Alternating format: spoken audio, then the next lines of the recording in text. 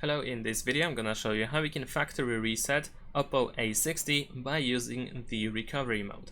The first thing that we need to do is power off our device. So you need to press volume up and power button together at the same time, like so, in order to open the power menu. Or if you do not use Google Assistant on the power button, then you can press and hold the power button in order to open the power menu as well. Now over here we need to swipe from the middle to the bottom to power off. Now let's wait a couple of seconds.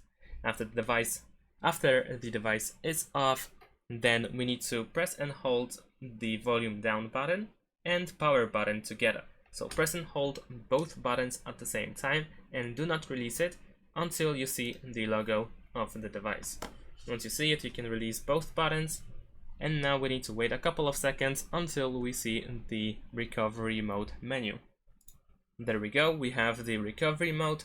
Now over here we can use the volume down and volume up buttons in order to navigate through the mode, or we can even simply press with our finger. So if you tap on English, then you will have recovery, and here we can format data, we can reboot the device and power off.